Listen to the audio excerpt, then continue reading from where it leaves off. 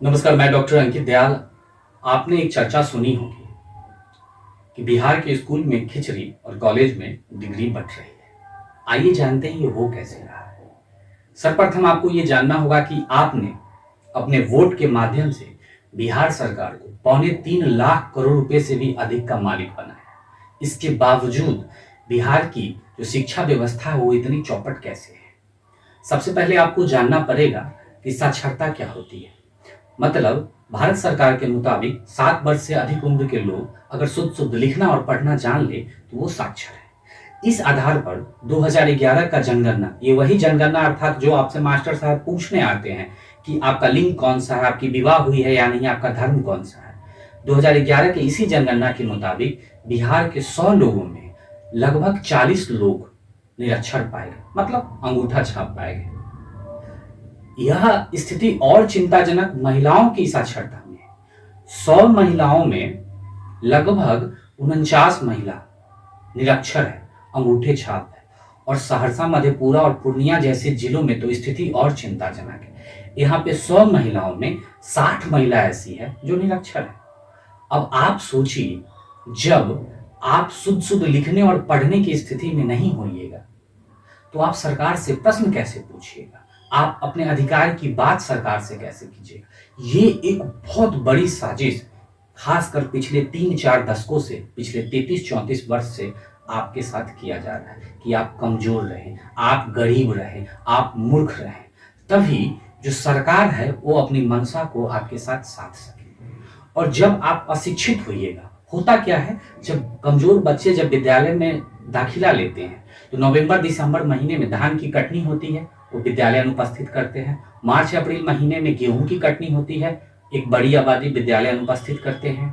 जब पशु की गणना होती है, जनगणना होती है, जातिगत जनगणना होती है तो विद्यालय बंद रहता है। जब बाढ़ आता है तो विद्यालय बंद रहता है। यही नहीं, जब प्रधानमंत्री, मुख्यमंत्री और जब पंचायत में मुखिया जैसे पदों का चुनाव होता है तो विद्यालय बंद रहता है। लंबे समय तक जब विद्यालय बंद रहता है तो बच्चे जो होते हैं वो पढ़ाई को लेकर स्वाभाविक तौर पे उदासीन रहते हैं। और ये बच्चे किसी तरीके से मैट्रिक की कक्षा पास करते हैं, उसकी डिग्री लेते हैं, आगे चल के जब वो कॉलेज में दाखिला लेते हैं तो वहाँ की स्थिति और चिंताजनक है। छपरा विश्वविद्यालय, मगध विश्वविद्यालय में 3 वर्ष का बीए का डिग्री 5 वर्ष में मिलता है।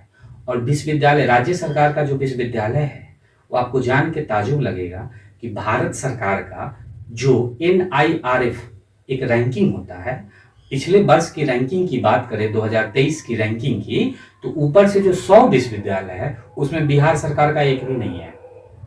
एक भी विश्वविद्यालय बिहार सरकार का नहीं है।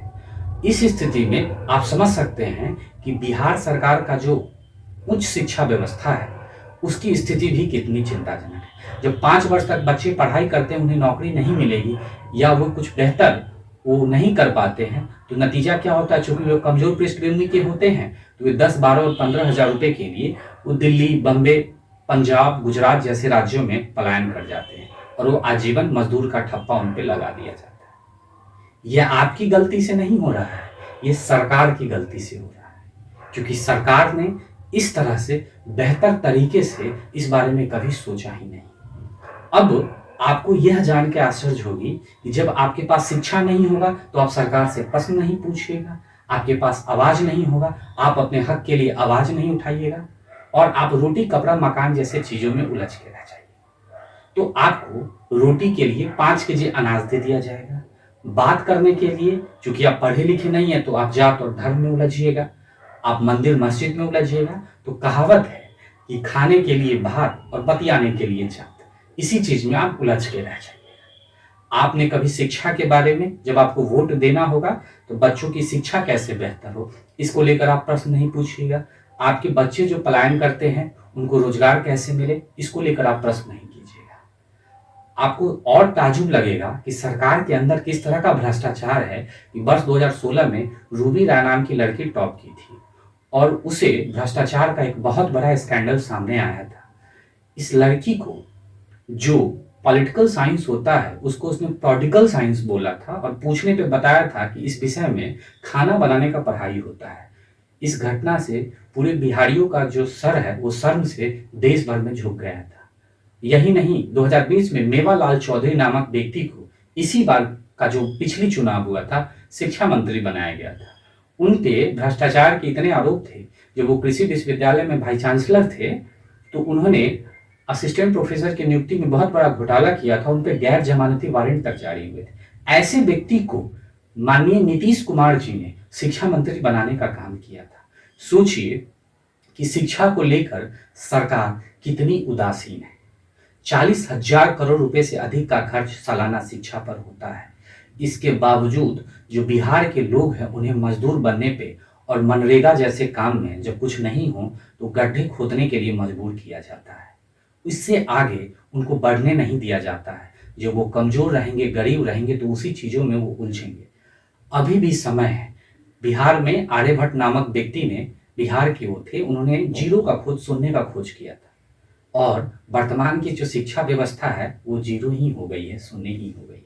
अभी भी समय है, तमाम बिहारवासी संभल जाए, सरकार की इस साजिश को समझ जाए, नहीं तो इसी तरीके से आप कमजोर, अशिक्षित, बेरोजगार रहिएगा। धन्यवाद।